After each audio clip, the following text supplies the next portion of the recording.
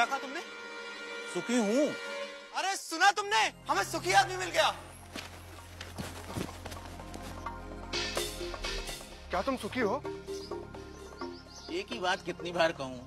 हाँ मैं सुखी हूँ। लेकिन तुम्हारी कमीज कहाँ है? कमीज? क्या तुमने राजा की घोषणा नहीं सुनी? राजा को सुखी आदमी की कमीज चाहिए। पर मेरे पास तो कमीज नहीं है। क्या तुम्हारे पास कमीज भी नहीं है? फिर तुम सुखी कैसे हुए? मेरा सुख कमीज में नहीं है, मैं ही सुख हूँ।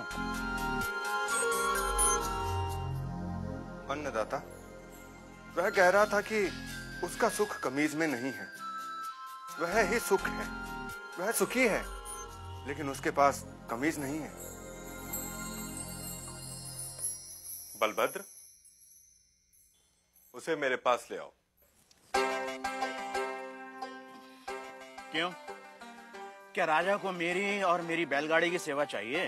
पर उसके पास तो हाथी, घोड़े, रथ। भूरा, राजा को तुम्हारी बैलगाड़ी या तुम्हारी सेवा नहीं चाहिए। राजा तो तुमसे मिलना चाहते हैं।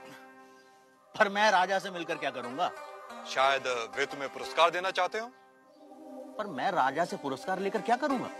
शायद पुरस्कार के धन से तुम और सुख पा सको, कमीज खरीद सको। दाता, मैं कमीज के बिना भी सुखी हूँ। पर मैंने सुना है कि धन से वस्तुएं मिलती हैं। क्या धन से सुख मिलता है? और जो सुख से भरा हुआ है उसमें और सुख कहां से समाएगा? अगर राजा मुझसे मिलना चाहते हैं तो वो यहाँ आ सकते हैं, मैं उनसे मिल लूंगा। गाड़ीवान ने आने से मना कर दिया अन्नदाता। अन्नदाता को उससे मिलना हो तो हुकुम को ही जाना होगा।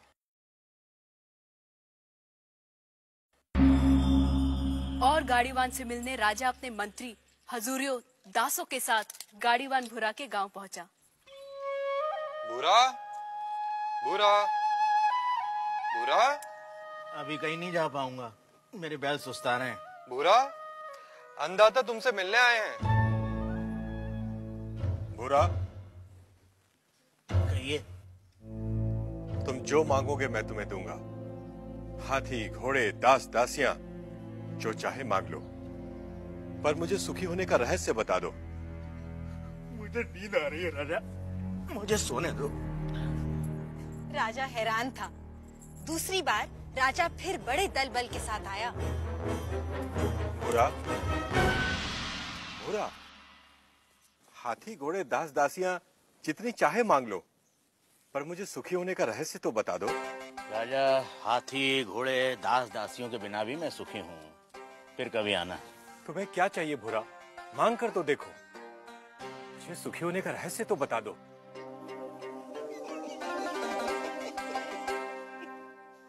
जो स्वयं सुख की खान है उसे लालच देने का काम मूर्ख ही कर सकता है।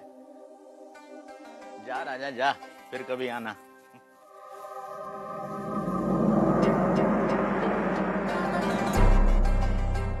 और राजा चला गया। उसे समझ नहीं आया कि गाड़ीवान भूरे को क्या चाहिए था। कि अचानक राजा एक दिन अकेले गाड़ीवान के सामने आ खड़ा हुआ।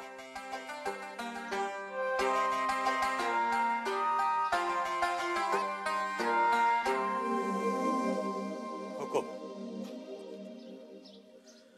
तू फिर आ गया? जब तक आप सुखी होने का रहस्य न बता देंगे मैं तंग करता रहूंगा।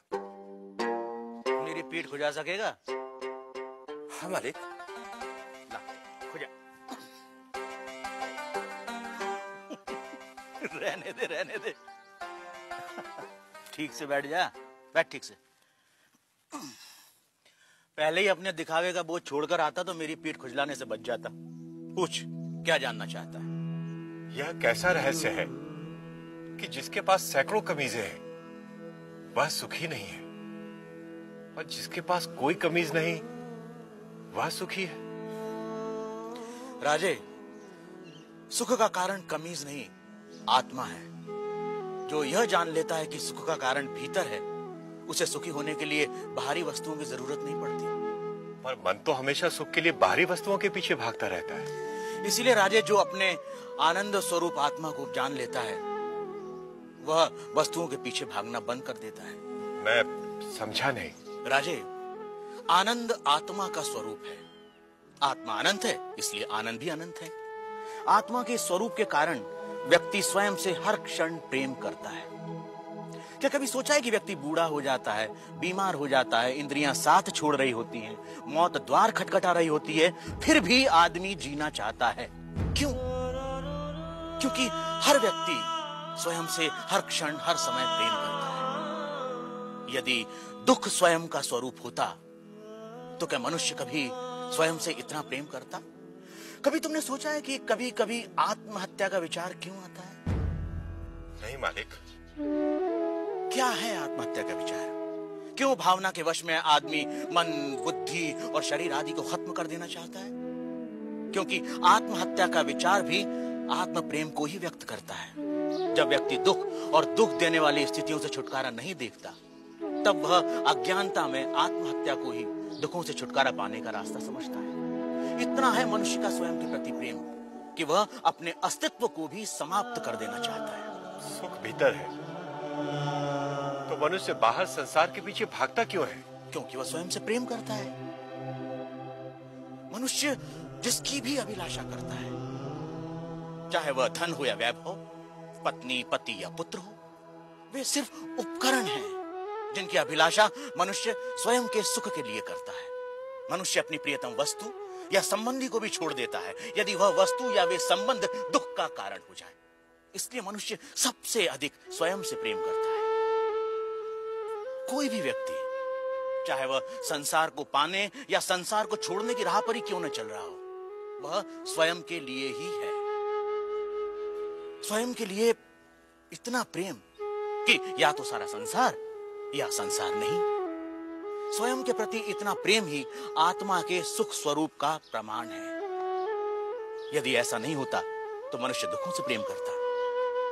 क्योंकि अज्ञानतावश हम अपने आनंद स्वरूप को नहीं जानते, इसलिए इस आशा में संसार और वस्तुओं के पीछे भागते रहते हैं कि वह हमें छोटे छोटे सुख देगी। यह ठीक वैसा ही है कि जो सुखों का स्वामी है, राजा है, वह खुद को भिखारी समझ दूसरों से इसकी उम्मीद करता है। यही है अज्ञान की शक्ति। इसलिए राजे, संबंधों का और वस्तुओं का सुख स्थायी नहीं होता, परंतु आत्मा का आनंद असीम होता है। वो कैसे स्थायी है? राजे, जब भी हम किसी प्रिय व्यक्ति या प्रिय वस्तु को देखते हैं तो उससे आनंद होता है। इस आनंद को शास्त्र प्रिय कहते हैं। और जब हम उस वस्तु को पा लेते हैं या उस व्यक्ति से मिल लेते हैं, तब वह आनंद कई गुना बढ़ जाता है। उसे मोद कहते हैं। और जब हम उस वस्तु का उपभोग करते हैं, तब उससे प्राप्त होने वाले आनंद को प्रमोद कहते हैं। परंतु जैसे ही हम उस व्यक्ति या उस वस्तु से अलग हो जाते हैं, वह आनंद भी समाप्त हो जाता है। इसलिए राजे, वस्तुओं का आनंद, व्यक्तियों का आनंद स्थायी नहीं होता, परंतु आत्मा का आनंद स्थायी और अनंत होता है। बुरा व राजा में आनंद पर लंबी चर्चा हुई, जिसे वेदांत में आनंद मीमांसा कहते हैं। सात्विक आनंद, राजसिक आनंद, तामसिक आनंद से लेकर अलग अलग प्राणियों और अवस्थाओं में आनंद की अनुभूति और उसके कारणों की बुरा ने मीमांसा की। पर अंत में राजा ने वह प्रश्न किया जो इस समय हम सबके मन में है। आर्य, यदि मैं ही आत्मा और आत्मा का आनंद स्थान, समय, जन्म, शरीर, मन, बुद्धि और बाहर की किसी भी वस्तु से स्वतंत्र होता है, तो मैं अनंत, असीमित और पूर्ण आनंद का अनुभव क्यों नहीं कर पाता? राजे, यदि तुम अपनी आंखें बंद करोगे तो अंधेरा ही दिखाई देगा। जब तक तुम शरीर, मन, बुद्धि, संसार, वस्तुएं, रस, भाव और विचारों की ओर ही देखोगे, तब तक तुम उस अनंत, असीमित और पूर्ण का अनुभव नहीं कर सकोगे। इसमें गलती आत्मा की नहीं, हमारे दृष्टिकोण की है। इसलिए राजे, यदि सुख चाहते हो तो बाहर नहीं, भीतर देखो। तो सूत्रधार, क्या इसका ये अर्थ हुआ कि सुख की कामना ही आत्मा के आनंद स्वरूप का कारण है? तुमने ठीक समझा नटी। इसीलिए पूरा जीवन हम सुख की तलाश में रहते हैं। आप जो होते हैं, पूरा जीवन उसी की ही खोज करते हैं। हम आनंद है, इसीलिए हम अनंत सुख की अभिलाषा रखते हैं। इस सत्य को ना जानना ही दुख का कारण है।